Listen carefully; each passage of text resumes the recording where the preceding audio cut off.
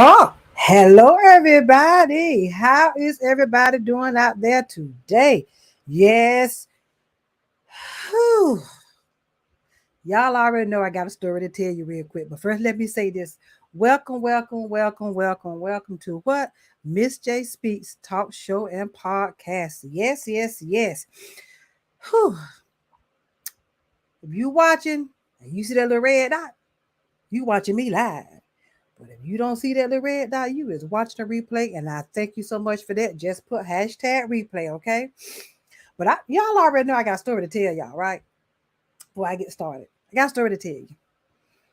Let me tell you about Miss J Day today. Miss J haven't had but 4 hours of sleep. I had an event today in Tarboro, which it was awesome. Haven't been 45 minutes to an hour, just getting back from it ever since 9 o'clock this morning. And Miss J is tired. Miss J is tired. But you know what? The show must go on. I am in here.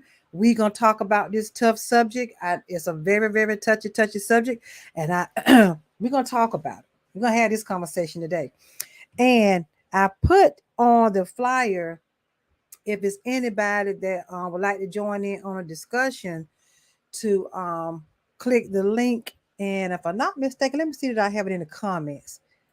Let me check, because I was rushing, y'all. I was rushing trying to get everything set up, but I'm here and I'm not late. I'm in here. Tired though, but we're gonna talk about this subject. Let me see something here. Let's see. Okay, there it is. Okay, so I just posted it. Let me see. I just posted it. Let's see, Erica. Okay, I don't know what's going on here, but on Facebook. This is usually wait a moment. Try again. I see a message here from Facebook. An error occurred. This use a temporary wait a moment and try again. Okay, whatever. Okay, but anyway, we're gonna talk about this subject, y'all. Wait a minute, I got to get this link in here because I keep putting it in here. Facebook keeps telling me something, but we're gonna get this link in here because it may be somebody that want to it may be somebody. Here's my co-host. She's here. She's been waiting. I've been waiting for her to let me know if she's ready to come up. Yeah. There she is. I just been running my mouth, just waiting for her to let me know, give me the thumbs up if she's ready to come up. You know that I wasn't gonna bring her on until she was ready. Oh, thank you. Appreciate you. I know things be happening, going on. Yeah. Bunch of sick people in the house today, so we. Oh wow! So really? So we're trying to get it together here, including myself. And look, girl, you know I told everybody, I'm just still getting over this little sniffles, but thank God it's about to leave me. So I noticed that you sounded kind of, Yeah. What was that thing, like? Every now and then I get like that because I told everybody I sleep with my air conditioner on all year round in the house, blowing on the bed. So, and I get like this every 2 or 3 times a year. But what I'm trying to do, Janet, I was trying to share it, and I keep getting a red error. It says an error occurred on Facebook. This is usually temporary. Wait and try again. So I was trying to do it on the Contour Queen thing. No, don't do it. Don't do it. Which one? Which one? Because I don't want you to get it that one that hacked me. Huh? Oh, no, you said Contour Queen. Oh, okay. Right. I was trying to, but it's already up there. I see it. Oh, well, there you go. Yeah. I think, you know what? I did it twice. That's what it was. I'm sorry, y'all. I told y'all Miss J just getting home now. Y'all just we're gonna start this in a few minutes. Well, we're starting it. We in it now, Let's get it now. This is all live, right. And this is what go live ahead on, do. Janet. Let's go. Yeah, this is what live do. When you get it live, that's the reality. It's a reality, podcast. It's not, unless you catch it on the replay. Hey, what you see is what you get. And guess what? You ain't seen nothing yet. Okay, girl, you better tell it. You ain't seen nothing yet. In here today. So, the topic today is a very, very serious and important topic to us all that are human beings. Yes, it is. That we have to face at some point in time in life. And that topic is, how do we survive after losing a loved one? How do we go on after losing a loved one? Exactly. And, it can be very, very, serious, because a lot of us, it's like stages of losing someone or losing. Yep. A lot of people think that because I lost my child, it shouldn't compare with you lost your dog. Exactly. You see what I'm saying? But animals, when people take in animals and rear their animals, they become family members. Losing their pet is like losing their family, their child, or wherever it stands. I agree. So we're not just talking about human beings here today. That's right. That's We're right. talking about losing something or someone that That's you love right. dearly. Okay? That's cause you grief. That's right. That's Yeah. right. That's, That's so right. I always resort back to, publications and biblical things that help us, because when we lose someone or something that we love, the first thing we do is say what? What do you say when we're in grief? What are we crying out? Why?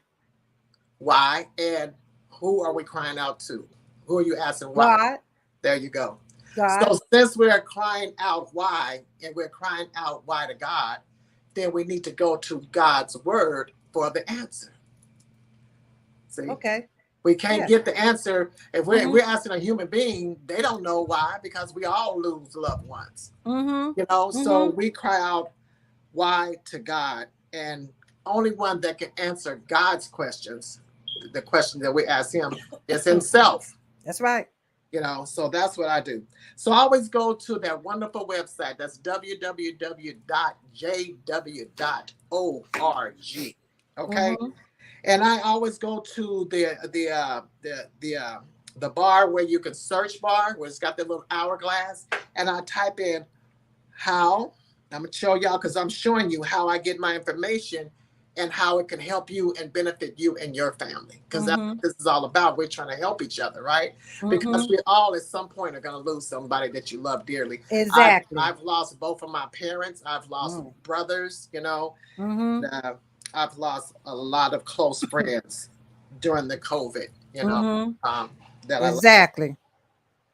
So you type in how do you go on. I'm just doing it right along with y'all. So I hope y'all got your cell phones. I got mine right here. Okay. So how do you go on when someone dies? And if you come across a situation whereas it's not giving it to you, then that means you need to put it in another phrase, another form. So they have a video here that says when a loved one dies. Then they have awakes and watchtowers that can help us to build on that. The video is only 5 minutes long, so it's not like a long drawn out, because you got to know. Right. And so when and then they have it in sections. The first part is in awake. It says when a parent dies. Wow. Losing a parent. And then it got in the watchtower. It's life worth living when a loved one dies. And in these particular different segments of the watchtowers and the awake, it's everything is what you call it. It just went out my whole brain just then. That's okay. Okay. It's scriptural. Okay. So you can't say Miss Janet said this. No, God answered your question. So when a parent dies, so I'm gonna tap on that. Okay, I'm just gonna tap on that. Right. So I'm gonna tap on that. So it brings up when a parent dies. What should you do? It has a topic, the challenge. The challenge was this man, Dammy, was 6 years old when he had an aneurysm, claimed the life of his dad. Her dad. Derek was 9 when his father died of a heart disease. Jenny was 7 when her mom passed away after a years-long battle of ovarian cancer. All too soon. These were the challenges that they went through. These 3 people were confronted with death of a loved one. And so I ask you, have you been confronted with the death of a loved one? Yeah. I'm pretty sure that you all have, and this article can help you. What should you know? There are many ways to grieve. This means that the way we express your sorrow might differ from one to another. So we don't want to say that somebody else is overdoing it with their sorrow. Don't do that. Oh, she's just taking it too far. Coping with death does not follow a simple pattern or a set of rules. It doesn't. Because we all are different individuals, and we do things different. Exactly. Yeah. The important thing is that you do not unduly suppress your grief. Why? It has a reason why. Suppressing your grief can be harmful. The girl, Jenny, that I mentioned earlier, mentioned in the outset, says, I thought I had to be strong for my little sister. See, that's suppressing. You feel like you got to be strong. Yeah, I was going to touch on. I'm going to touch on that some. So when you know what she did, she buried her own emotions. And she said, even today, she said, I tend to suppress painful feelings, and that's not healthy. Well, let me tell you what experts say about this, because Miss Janet is not an expert, so I go to the experts, okay? It says feeling denied or bottled up won't stay bottled up forever, because you got to let it go sooner or later. Says the Book of Grieving Team. They will return when you least expect them in the form of emotional flare-ups or physical ailments. So grieving not only can cause emotional problems, but it can also cause physical problems. Yes, yeah. Suppressed grief can also lead to abuse of alcohol or drugs. Sure can. Are suppressing their grief when they're not letting somebody it happened to. Yep. Yeah. And all done in an effort to numb the pain. To numb it. That's what they're trying to do. They're trying to numb it. Grieving may be accompanied by confusing emotions also, For example, some people feel angry at the person who died. I did. I still do in some cases. Feeling that person abandoned them, and others blame God, thinking that he should have prevented the death. So many who grieve feel guilt for things that they did or said to the person. You start feeling guilty because you said, I should have said that. You didn't get a chance to take it back, you didn't get a chance to say you're sorry. Since there's no way to make amends, clearly grieving can be a complex process. Yes, it can. It can. So how can you get relief and help to move on? And this is where we're getting to right now. Talk to someone. We want to talk to someone. You might be inclined to isolate yourself during these difficult times, but pouring out your feelings to a family member or a friend will help you deal with your emotions and keep your tragedy from overwhelming you, because that's suppressing what you're feeling. You got to let it out. You got to talk to somebody that you can trust, somebody that you love. The Bible principle at that. There's a principle. The Bible principle is there in Proverbs. And what it says is there are companions ready to crush one another, but there is a friend who sticks closer than a brother. Ain't that something? Yeah, exactly. And me and you have shared that before. Yep. Yeah. Sure. So we want to make sure that we got somebody. It's always somebody in your life. It'd be the leastest person that you haven't talked to in a long time, but you know that person's always been very open-minded. That's right, Janet. Been a great listener. You said this is the time to call that person. That is definitely that. Oh my God, that's definitely called it. That's definitely the time to call that person at 2:00 in the morning when you need to talk. That's that person that I said I call them your flat tire person. That's that person that if you call them 3 or 4 o'clock in the morning, you got a flat tire. Oh, they coming at you. So if you call them at 3 or 4 o'clock in the morning, you sobbing and you hurting and you grieving, they're gonna answer that phone. They're gonna okay, what's up? And that's really strange too, because there was one person that was in my life that she was not the nicest person, but she had something there that I knew that I could use one day. Me and her never really seen eye to eye on things, but it's something about her, and she was my sister-in-law, my husband's sister. Okay. She just didn't agree with, I guess, the picking of me as a sister-in-law. It be that way. That's how it is. Them girls think they ain't nobody good enough for their brother. So, when my mom passed, I didn't know where to turn, because everybody was grieving like me. See, yep.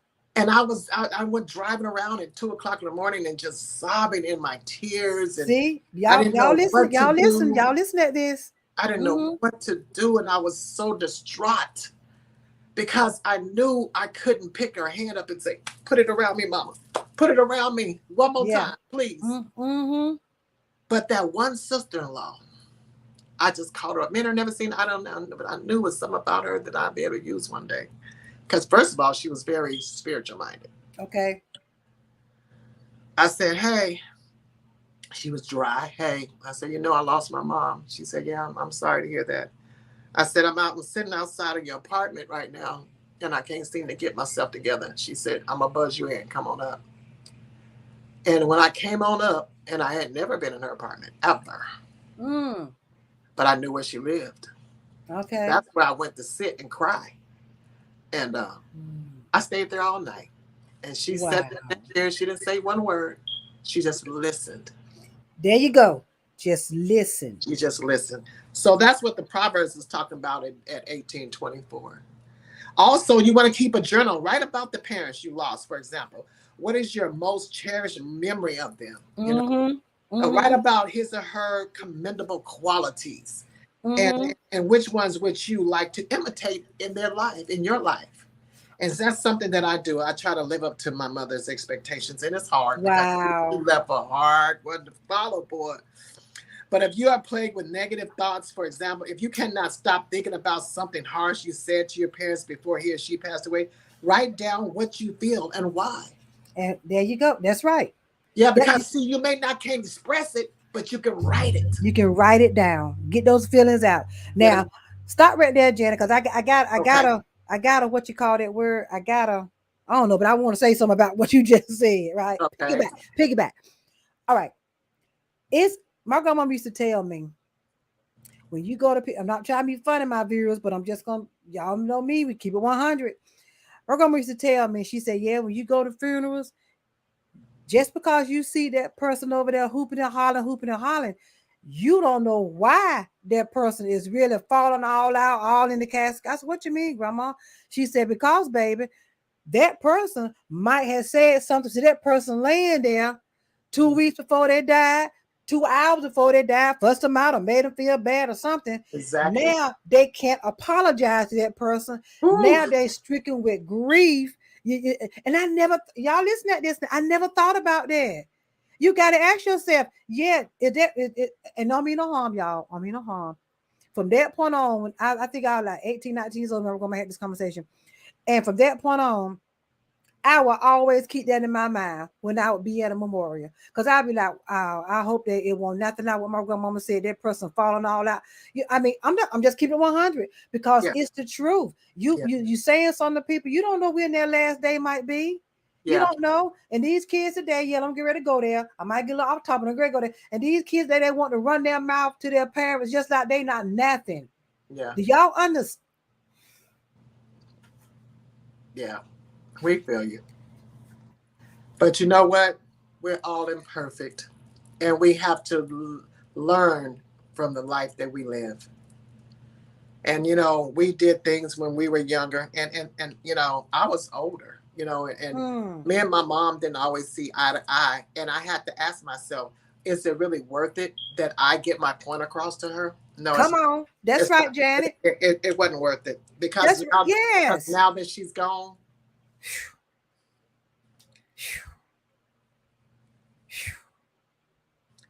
so it's all about that guilty feeling that you had. Exactly. Exactly. So next you want to challenge that reasonable. Is it reasonableness of the guilt? You cannot blame yourself for not knowing that there would never be an opportunity to apologize. You can't blame yourself for that because you don't know if the person's going to pass. Exactly. To suggest that one must never say or do anything that might call a future apology is simply not realistic. So it's not realistic that you're going to not do something harmful to somebody because you have no time and you don't have no recognition of when they're going to go. Exactly. So you don't know that. Well, yeah, let me tell you the Bible principle of that. It's in Job, and it's at 10:1 of Job. It says, I loathe my life. I will give vent my complaints. I will speak out in my bitter distress. See, I will speak out in my bitter distress. We have no way of knowing when someone's going to pass. So we can't hold on to that as if, you can't never try to walk around on eggshells around everybody else and think, I'm not going to say nothing to nobody else because they can pass away and I never get a chance. No, we don't have no way of doing that. You're right. And thirdly, we got to take care of ourselves. Take care of yourself. When you're going through a grieving situation, get adequate rest, sufficient exercise, and proper nutrition. All that helps you, and it helps your brain. And if you do not feel like eating, have a number of healthy snacks throughout the day instead of a full meal, at least until your appetite, returns to normal. Do not soothe your grief with junk food and alcohol. They will only make things worse. Sure will. And that's what a lot of people in society do. Okay, let me take DMX for an example. Okay. I remember he taught about his story on Dr. Phil. And during this process, because him and his grandmama were tight, Wow. she raised him.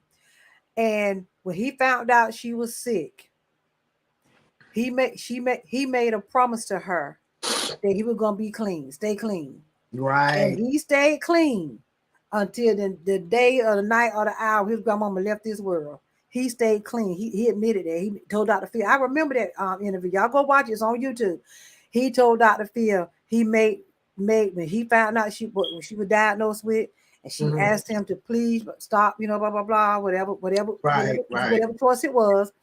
He said he looked his grandma in his face, and grandmama, I promise you, I will not do it no more. And he did not. He did not do it until the day God decided to call, day, night, morning, decided to call his grandmama home. And from that point on, that's when it seemed like he really just lost it. And that's what happened. He let it go because she was gone. She was gone. And it's people like that. Thank y'all for coming in here. Thank you for my viewers for coming in here. Somebody coming in. I was so people here. When he passed, I was hurt when he passed. Oh, me, you're not. Oh, yes, me too. What? Yeah. Yes, I was. Oh, yes, I was. But one thing we have to keep in mind, y'all, lastly, but not least, is talk to God in prayer. Oh, yeah. Talk to God with all those things that we mentioned, how to cope. The Bible says, throw your burdens on Jehovah and he will sustain you. And why is he going to do that? Because he cares. Exactly. He has the power to do that. And that's Psalms 5:55-22. In case I'm calling out these scriptures, in case people need them, that it says, throw your burden on Jehovah. He will sustain you. Never will he allow the righteous one to fall. So even if you're feeling at your very, very worst. So go ahead on, Janet. Go ahead on. Prayer is not merely an emotional crutch. That's not what prayer is. It's not an emotional crutch. Right. Okay. But it is a real communication with the God who comforts us in all our trials. So I got a couple of things I want to bring out. Okay. And what I want to bring out is we're talking about moving on, right? The process of moving on. And you hit on some of it. You hit on some. You did. Okay. You hit on some that I have down here. But it's one or two that I want to bring out. Yes. And one of them is you got to accept your feelings. Accept your feelings. Accept the way you are feeling. You may experience a wide range of emotions from sadness, from anger, even exhaustion. All of these feelings are normal, and it's important to recognize when you are feeling this way.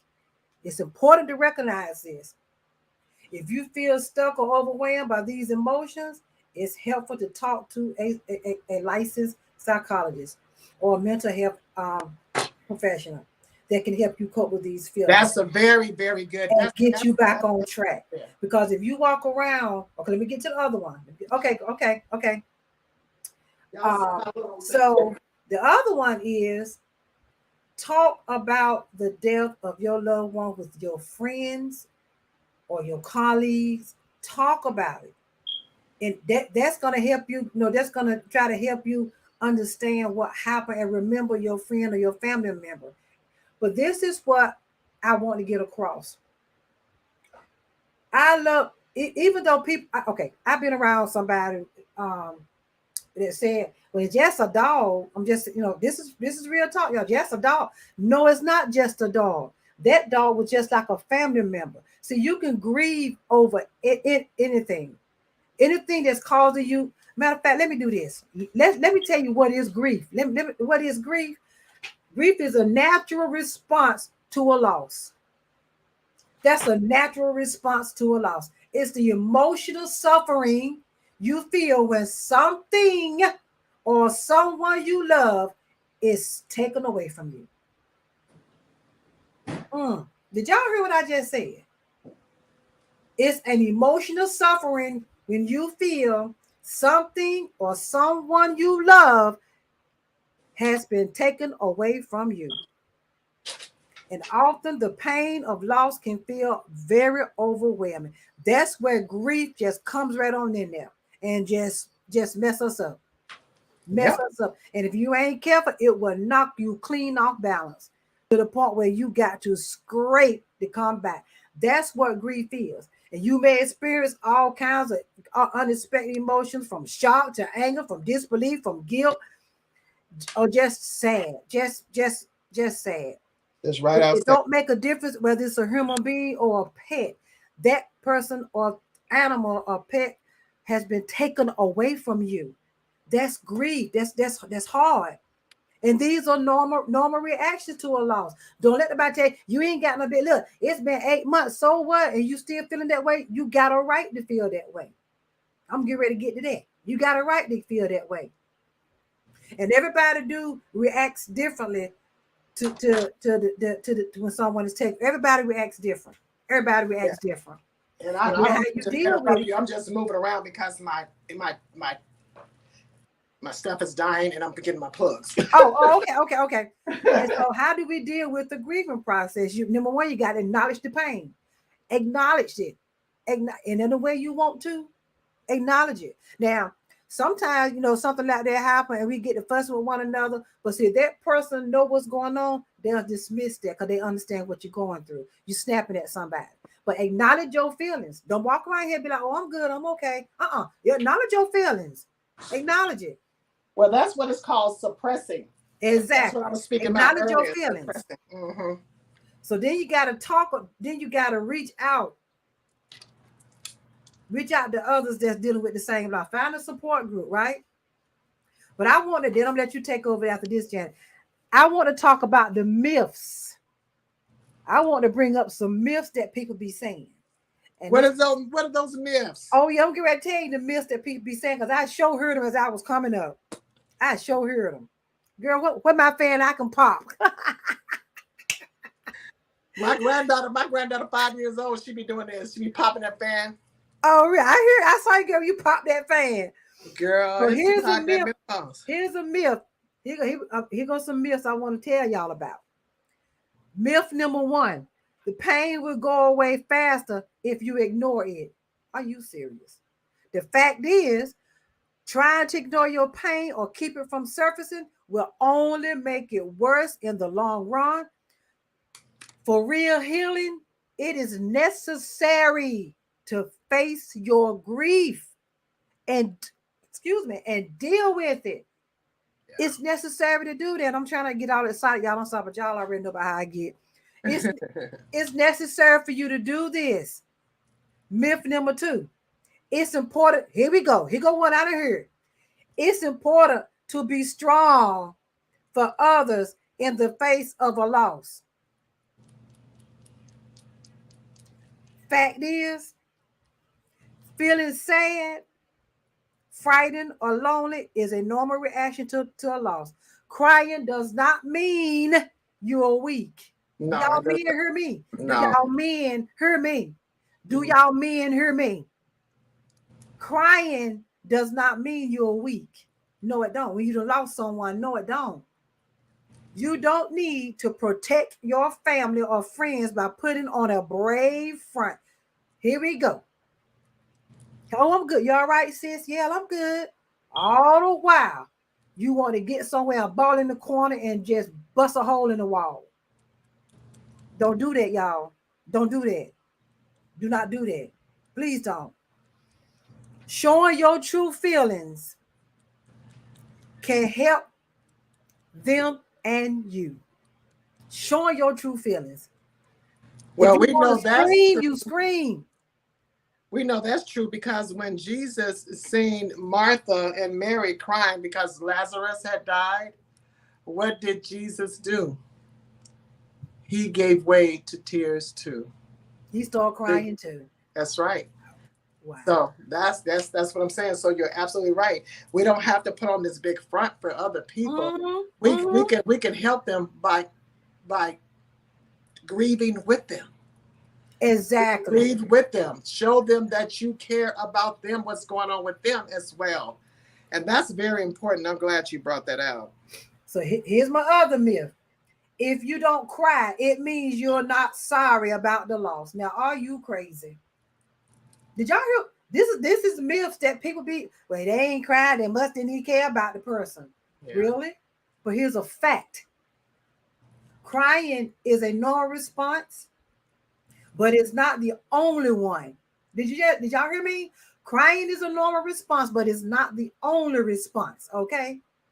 Those that don't cry may feel the pain just so deeply as other people do. They may simply have other ways of showing it and dealing with it. Do y'all get that? Just because you don't see your sister crying, that don't mean they don't care, they're not caring. It's they dealing with it a whole nother way. A whole nother way. Here's my other myth. Grieving should last about a year. So here's a fact. There is no specific time frame for grieving. How long it takes differs from person to person. Did y'all hear that? And look, it had been 5 years and you still walk around here crying every time somebody mention your mama name.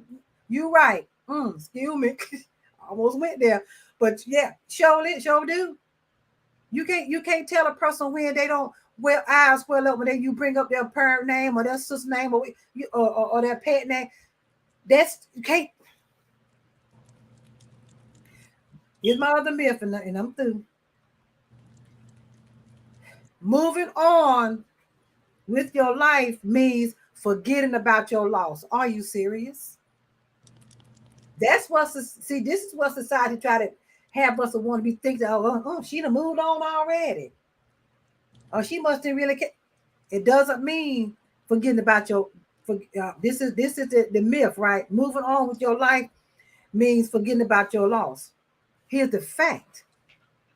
Moving on means you have accepted your loss.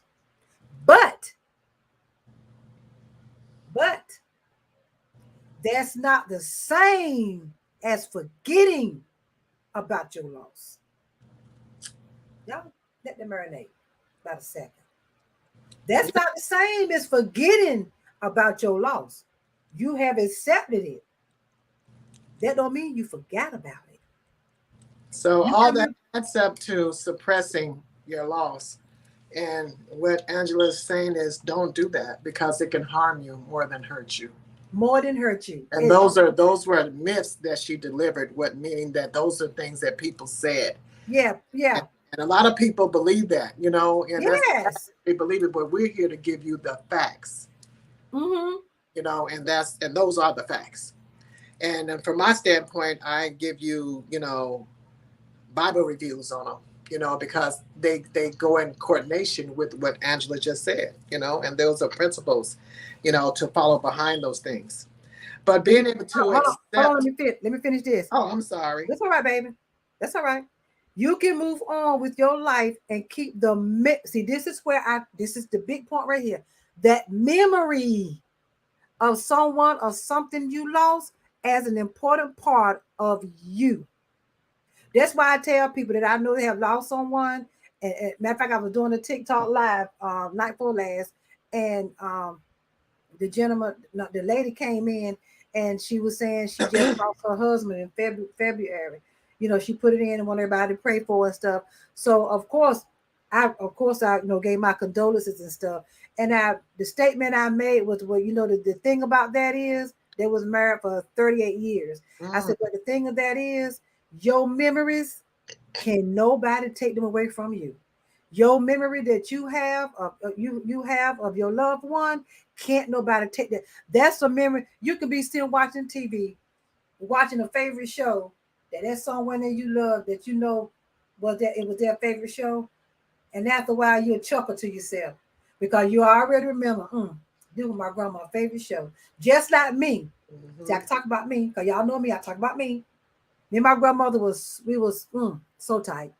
And my grandmama loved Victor Newman. Oh my gosh, The Young and the Restless. Oh my gosh.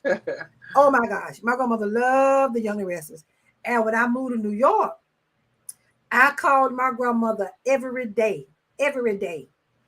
for 3 years, the whole while we were there in Mount Vernon, New York, every day. And we talked about the Young and the Restless, that Victor Newman. So now, even now, and it's been like 15 years, my grandma been gone from me. But even now, when I see Victor Newman, everybody, they show him on the story, and I sit and I think, I said, Lord have mercy, Eddie, we would love to see this man right about now, because she loved it, Victor Newman. And when I would think about that, I would chuckle to myself.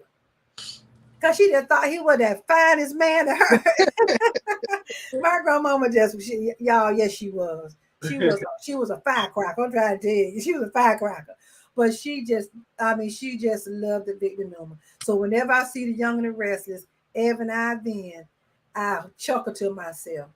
Yeah. And I would say, Lord, my grandma be loving watching this man right about now. Because that's what we used to. I used to call her. We would watch the stories. Yeah. So y'all. I kept that connection with her. Yes. Your memories. Can't nobody take those from you. You see, you might go in a favorite store or somebody. Well, let me tell you another thing. Then I'm gonna stop. Just let you finish. Okay. I got my sister-in-law. God rest her soul. Her favorite perfume was the Calvin Klein 360.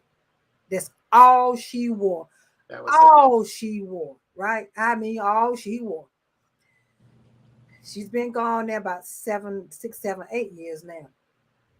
But how about I got some of her clothes, and I was cleaning my closet out a couple weeks ago, and I pulled out a couple of her suits, and the whiff of her perfume in that suit hit me. I'm like, sister-in-law. It just felt like she was just standing right there. Because that 360 was in their outfit. Do you hear me? That's that good stuff. Yes. That was in their outfit. And I was like, Lord, pain. And I said, I thought before she passed, I had a conversation with her. And she asked me, she was in New York, and she asked me, she said, because she knew I want to do a YouTube, right? She knew I want to do YouTube. She said, have you did your YouTube channel yet? I said, no. She said, well, what are you waiting for? I said, I don't know. I'm gonna do it. She said, girl, you better do that YouTube channel. I know you know what you're doing, I said, I'm gonna get one done. I'm gonna go on and do it. And that was one reasons that really pushed me after she left this world. That really pushed me because I told her I was gonna do that. Yeah. But the point I'm getting is that memory. It's that memory. We sitting there looking at our nails, and she looking at my nails, and she said, girl, your nails need to be done. I said, yeah, so do yours too. We sitting there, what they call it, cracking on one of each other's nails, how bad they look, just that memory, y'all. Yeah, it's that memory. That's how it is my husband. That's why he stays with his truck driving, because he said that when he was younger, when he was in his late teens, began to be a man, that his father said, you know what, you should be a truck driver. Wow. That's something that he really seen for himself. But after his father passed, he wanted to fulfill that. He is a truck driver today because that keeps that memory going. See what I mean? Do y'all see what we mean? Do y'all understand what we're talking about? That his dad wanted him to do, and he's seen it's because as we go through life and all the tragedies and things that go on in life, the memory of people can fade. Yes. It doesn't mean that you don't love them. Just keep it 100. Yes, it can. It can fade. But when we think about these things, like Angela was bringing up about her sister-in-law, the smell of her perfume, my husband became a truck driver, keeping that memory alive. There's nothing wrong with that. But also what gives us comfort, what gives us overall comfort, and then tell me if you agree with this or not, is knowing where we're going when we die. Because a lot of people can, it's just, I've heard so many stories, and that's what haunts people. Because even if, you have a loved one that lived a real wild life, a distraught life, and, a life of this and that wasn't, didn't line up. It didn't line up with, biblical things, okay? Everybody ain't there. But see what I'm saying? But that person lives such a real bad life. It's hard for them to think that they're going to a place of paradise. I get you. Because they've been taught that they're going to a fiery hell. Exactly. You're right, Janet. You're right. You're so right. So what gives another thing that can give you comfort is knowing. That's why I always put the Bible out there, is we need to examine God. That means examine his scriptures, examine his thoughts on these matters, because he's going to tell you exactly where they're going. Okay? But understand, it's never too late to turn around. Oh, baby, it's never too late. You don't have That's to right. Let's get it now. You don't have to be a Christian to read the Bible. Say, oh, wait a minute. Hold on. Say it again. You don't have to be a Christian to read the Bible. Did y'all hear that? Answers from God. You know, if you want answers, just ask. That's right. Just ask him and he'll give it to you. That's right. So, you know, I've you know, everybody knows that I'm one of Jehovah's Witnesses, and we study the Bible very intently. And then we always encourage others to do so. People think we knock on their doors or we call them on the phone or write their letters because we're trying to convert them into our Christianity, our religion. That's so far from the truth. That is a myth. Cause that's what I grew up on hearing too. Y'all are keeping 100. Yeah, that is what Angela called. That's a myth. That's not facts. All we do is try to encourage. That's why I call out scriptures, so you don't think that I'm philosophizing. That you can find this even in your King James version of the Bible. Come on now. Okay. Can the dead really live again? That's what we really want to know. We want to know, can we live again? Some people say yes, some people say no, some people say maybe. But what does the Bible say? That's what I want to know. Because I want to know that how is my mama that I love so much gone, and I'm not going to get a chance to see her again? Why would he create us to just disintegrate? We're here for a moment, then we're gone. And we serve and we love this God that is the God of love. And it says in the Bible that he that has not loved has not come to know God, because God is love. So I don't think that he would give us a mother and a father and a child and all that and then break our hearts, because that's not loving.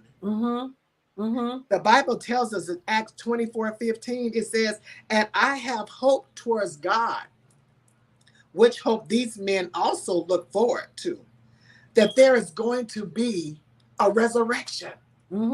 Okay? And it says of both the righteous and the unrighteous. So who is to say that somebody went to a fiery place of torment when he says here that God is going to resurrect the righteous and the unrighteous? Well, we know if you go to a fiery place, have you ever caught anything on fire? Did it not burn up? Yeah. Come on. Did it not burn up? So therefore, you would not be able to be resurrected because you are gone. So in the Bible, the word fire can mean several things, but the one that stands out the most is complete. That means not coming back. Okay. So we know that this is something that is not true according to the scriptures, because he says that he's going to resurrect. Resurrect means you have to be dead, for one. And he says the righteous, that means the ones that are doing good. And the unrighteous, the ones that did bad, he's giving them another chance. Now that's loving. Yeah. Because they've been under the influence of Satan, the devil, the whole time they've been alive. It's not our fault. God knows it's not our fault that we're inclined to do what's bad in his eyes. Exactly. So he's given us a chance, because the one that is going to that place of a fiery torment, meaning that he's going to be gone for what does the fire do for you? You don't come back. So he will be annihilated forever. And the Bible also brings out in 5:28-9 of John. See, these are things that I give people encouragement when I call their homes and they say, I just lost a loved one. Well, you can look forward. It says, Jesus said, do not be amazed at this. He said, don't you know you didn't see me do miracles before by reading my Father's word?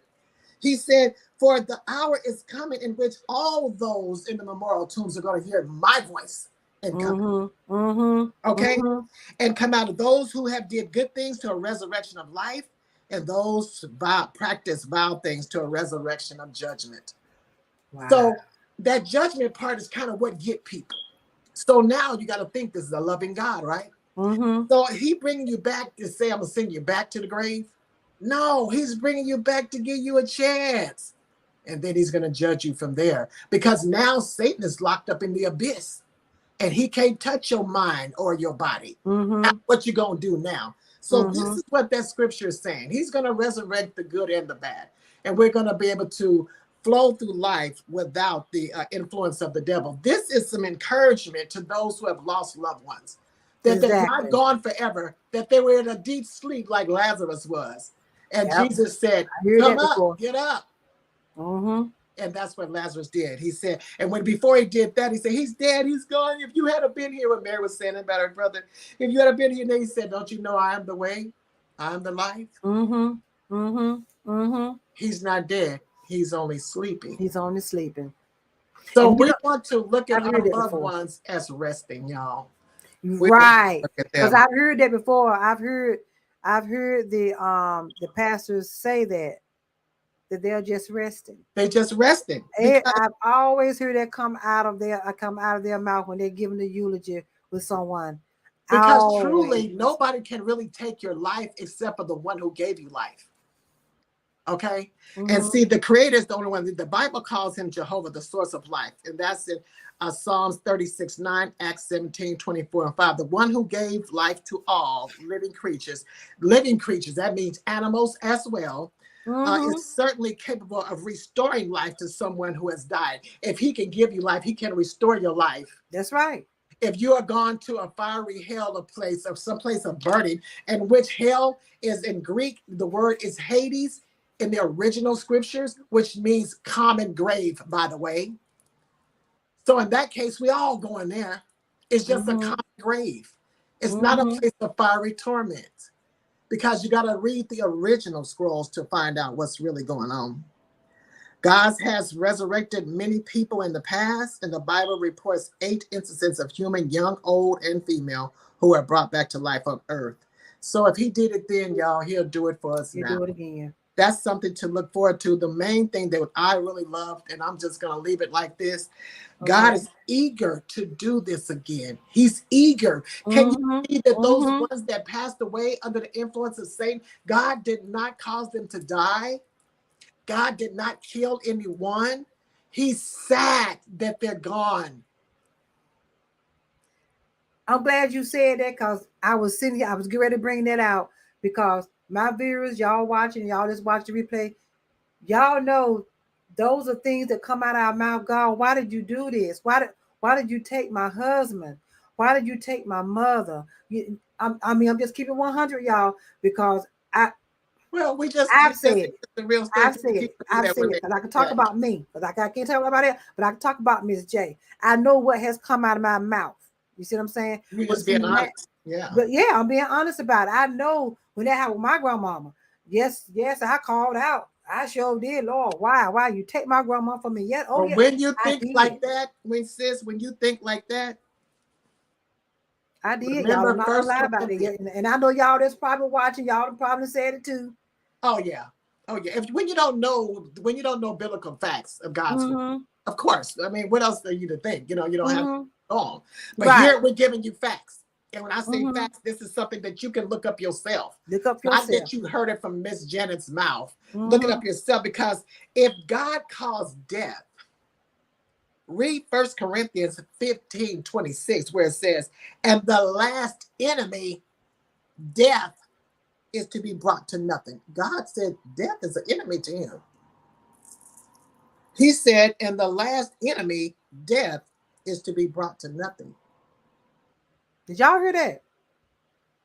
And y'all know y'all used to say, like I said, I'm being honest, I'm being transparent. I know for a long time, I'm just, okay, Janet, I'm just going to say it. I know, I'm going to talk about me. I walked around my mama-in-law gone, my father-in-law gone, my grandma gone, my sister-in-law gone, my daddy gone. I walked around and I will always ask why. Why you do the God? Why? And then walked around.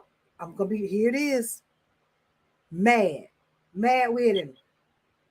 Stop going to church. Yes, I did. Yes, I did. Yes, I did. Yes, I did. So mad and hurt at God, and I knew I had to learn though. I knew that was not where my anger should have been. But I was. Now, like I said, now y'all watching on YouTube, y'all watch replay. I mean, I'm being very transparent. I told y'all I do that. When I talk about me. Yeah. That's the way and my co-host here. I can't help it. I bring it from his word because that's what I live by. I don't live by anything else. I don't live by the philosophy of man. I don't live by what the pastors tell me. I read God's word for myself, and that's what I'm encouraging you to do.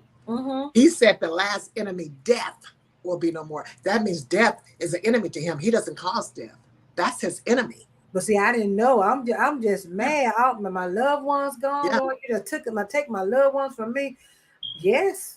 So he has a longing. He has a longing to conquer the enemy, to undo death by means of the resurrection. That's why Jesus died for us, y'all, for all of our sins to be forgiven, for all men, for all times. He gave his life in our behalf. And without that, we would not be able to have this situation to take place. There would be no resurrection. See? But because of the ransom that was paid by the blood of Jesus, is why we stand fast till resurrection. So we got to get ourselves right so we can stand in line, be prospects of everlasting life. Because that's what I want to be. I want to be a prospect. I want to be one to say, can I get in there? What about this, Janet? This just crossed my mind. What about when it's a situation? What you and my viewers, y'all put in the comments, y'all watching. What Janet, what you think about this right here? What you think about a situation where your loved one passes, and let's say you might have been supposed to been going over there to pick their medicine up, and something happened and they passed. Now, here come this person right here feeling like, man, if I just should have went over there and went on to pick her up or him up and took her to get their medicine, my grandma would be here. My grandma would still be here, or my wife would still be here. See, because I know it's scenarios and real situations where people have been in, and time they left before they got home, something told them they should have went and checked on this person. They didn't never do it. Yeah. The next morning they get a phone call. Now I'm sitting here all upset with myself because I should have went. That something told me to do, but I did. Now here I'm guilty. I'm feeling this guilt now because I'm thinking if I just would have went when something told me to go, yeah, my sister would be here, or mom and dad would be here. We have no way of knowing that for a fact. My brother thought that he can play God. He thought that by giving my mom a blood transfusion, that was going to restore, her life. And she didn't believe in blood transfusions because in the Bible, it tells us not to take in blood and things of that nature, among other things, because God is the life giver. So he thought that we were crazy people to think like that. And do we allow our people to die? Because that's like committing suicide when you need a blood transfusion and you don't take one. That's man's theory. But there's other ways to, get past that. And now doctors do bloodless surgeries. They have been educated by some of Jehovah's Witnesses how to perform these tasks. And even though he gave all that blood to my mom was unconscious and she would have never took it. My mama still died. See? Because he tried to play God. So it's like she didn't die because he tried to play God. She died because she was going to die. You know what I'm saying? She was sick. And her vital organs had shut down. And he thought that he can play God by giving her blood or she'll live. No, all her vital organs, means our heart, our lungs, our kidneys, all those vital organs. They were shutting down. It was basically over. So he has to live with that. That's guilt. That's that guilt you're talking about, right? Yeah. Okay, but see, this is what I don't understand. Why should there be guilt for him? Well, it shouldn't be because he don't know no better. But as imperfect humans, that's what we do. We feel guilty for things that we think we know something about. Okay. We feel, you know what I'm saying? We think we know something about it, we didn't do it, or I'm guilty of that. No, you're really not. You just made a choice that you thought was good, and you put yourself in line for the guilt. Okay. You know, I get you. I get you. you just made a choice. But you know, we all have a choice. Right. And God gave us a choice of free will, and that's either to serve Him or not. We choose God and live. We don't. We die. We're talking about spiritually. We're not talking about physically. Right. So it's just that, you know, that's something that we have to learn to control ourselves. We can't control the world in its power because Satan holds that and the things that we can't be feeling guilty. We just got to do what we know is right. And if we and understand that you're imperfect and that you're going to make a bad choice and something could happen during that bad choice, you can't carry that load on you. You got to do like he said, and Timothy said, throw all your anxieties on me. Give that load to me. I can carry. I know you can't, but God can.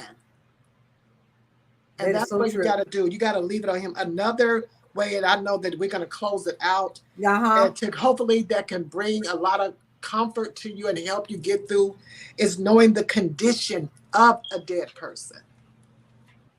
Knowing the condition. Some people think that their loved ones are burning and screaming forever. Some people think that their loved ones are in heaven and looking at all the bad things that's happening to the people that they love. But Ecclesiastes clearly tell us that the dead is conscious of nothing at all. The dead don't understand it. Yeah, it don't know nothing that's going on. It's sleep. So if you're asleep in a deep sleep, do you know what's going on? No. Well, the dead don't either. The dead don't either. And that's what I want to leave it with. Y'all make sure that y'all check out jw.org because it can help you going through and help you. They have articles there. There's Hope for the Dead. How can you be sure? There's articles there that said, what is the resurrection? What is the condition of the dead? These are articles that are all Bible-based that can help you get through your time of grief. I appreciate that. And y'all always know, I always say the bottom line is this. I'm going to bottom line this. Whatever your loss is personal to you. So don't feel ashamed about how you feel or believe that it's somehow only appropriate to grieve for certain things. If the person, animal, relationship, or situation was significant to you, significant to you. Say it again now. Significant to you. Better say it. It's normal to grieve. But know and understand and believe that God will take care of you and you will be okay. That's right. Amen. It's at the congregation. That's my bottom line. That's my bottom line. With that being said, I thank you. We thank you for coming in here. I know this was a tough subject to talk about. I was pulling at my heartstrings a little bit. But of course, when we lose a loved one, we know it's a hard subject to talk about. But we want to thank y'all for coming in here. Thank you. If you hung in here with us through the live, thank you so much for my viewers. If you're watching the replay, thank you so much too. With that being said, we will see you next Saturday. And thank you for tuning in. Like and share. Thank you. That's why like and share.